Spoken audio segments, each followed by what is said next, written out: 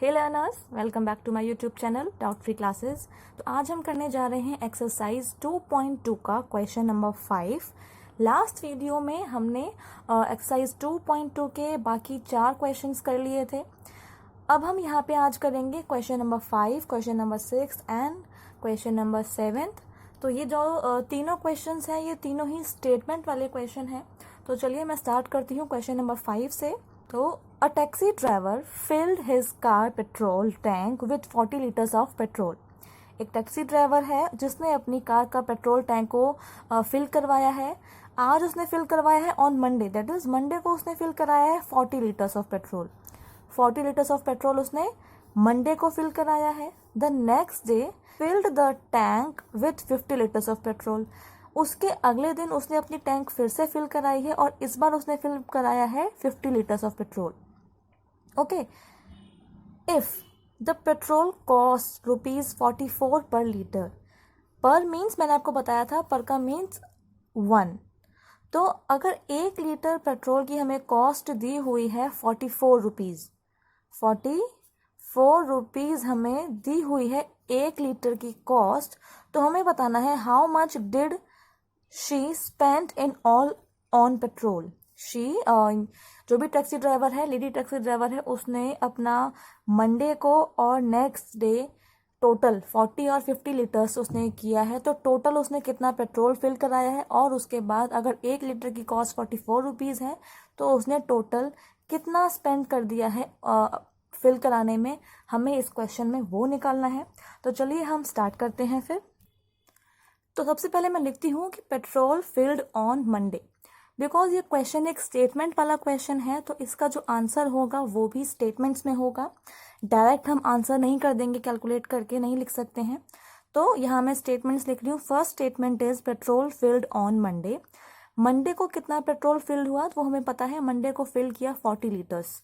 तो यहाँ मैं लिख देती हूँ 40 लीटर्स। उसके बाद हमें दिया हुआ है petrol field on next day. तो नेक्स्ट डे हमें पता है, नेक्स्ट डे जो फिल करा है वो है 50 लीटर्स। तो यहाँ मैं लिख देती हूँ 50 litres.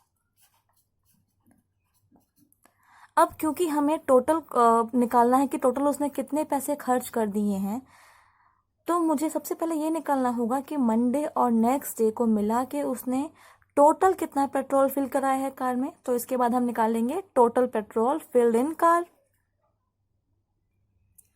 Total petrol filled in car कितना हो जाएगा, जितना मंडे को फिल कराया 40 लीटर्स, उसके नेक्स्ट डे फिल कराया 50 लीटर्स।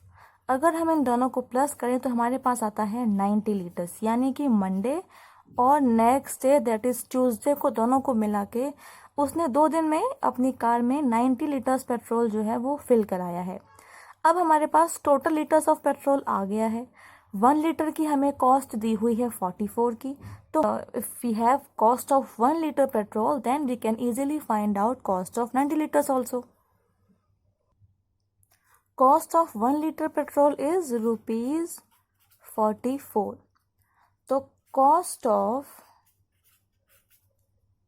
90 लीटर्स पेट्रोल कितना हो जाएगा, अगर 1 लीटर की कॉस्ट है 44 तो 90 की हो जाएगी 44 मल्टीप्लाई 90।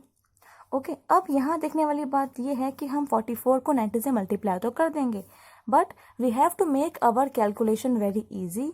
सो 44 को एज इट इज़, और क्यों ना मैं 90 को 100 माइनस अगर 10 लिख लूँ और अब मैं 44 का मल्टीप्लाई करूँ इस ब्रैकेट में by applying distributive property.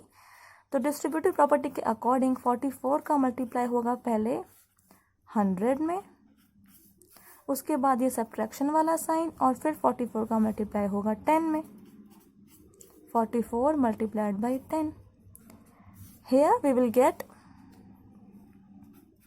44 100 minus 440, and after that, after subtracting it, 0 minus 0 will be 0, 10 minus 4 will be 6, and here it will become 3, that is 13. 13 minus 4 will be 9, and here 4 will become 3.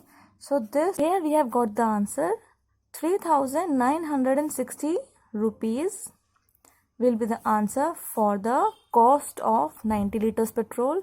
So how much she spent in all on petrol, that is कितना उसने total खर्च किया दोनों दिन का petrol मिलाकर, तो वो आ जाएगा, उसका आंसर हमें मिल चुका है, that is 3960 rupees. So here we have come on question number 6. A vendor supplies 32 liters of milk to a hotel in the morning. Okay, एक वेंडर है जो कि दूध बेचता है, तो उसने एक होटल में सप्लाई की है मिल्क की, 32 लीटर्स ऑफ मिल्क उसने दिया है इन द मॉर्निंग में, एंड 68 लीटर्स ऑफ मिल्क, और 68 लीटर्स ऑफ मिल्क जो दिया है उसने वो दिया है इन द इवनिंग. ओके, एक वेंडर है जो कि मिल्क सप्लाई करता है होटल्स में, तो यहाँ पे मॉर्निंग में 32 लीटर्स और इवनिंग में 68 litres. If the milk cost ₹15 पर लीटर, अगर जो मिल्क की जो कॉस्ट है वो है 15 पर लीटर, पर का मतलब मैंने बताया था 1 लीटर की कॉस्ट, हर 1 लीटर की कॉस्ट जो है वो 15 रुपीज़ है, तो हमें बताना है how much money is due to the vendor per day. कितना मिल्क सप्लाई करके वो कितना मनी जो है वो ड्यू करता जा रहा है होटल वाले पे. तो यहाँ पे ये बिल्कुल सेम क्वेश्चन नंबर 5 जैसा है. पहले हम यहाँ पे मॉर्निंग और इवनिंग यानी कि दोनों का हम 32 लीटर्स और 68 लीटर्स का दोनों का हम पहले टोटल निकालेंगे. टोटल निकालने के बाद हमें 1 लीटर की कॉस्ट दी हुई है मिल्क की, तो जितना भी लीटर्स हमारा टोटल मिल्क आएगा हम फिर उसको 15 से मल्टीप्लाई करके उसकी टोटल कॉस्ट निकाल लेंगे. तो चलिए हम स्टार्ट करते हैं स्टेटमेंट्स लिखना.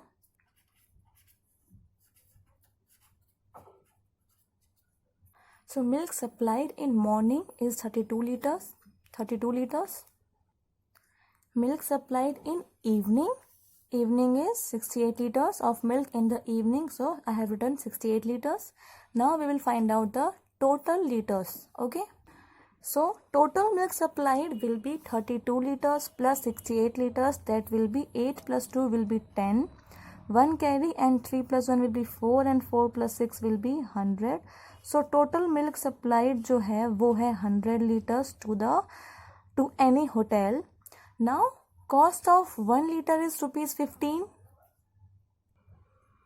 So cost of 1 liter is 15. So cost of 100 liters will be 15 multiplied by 100.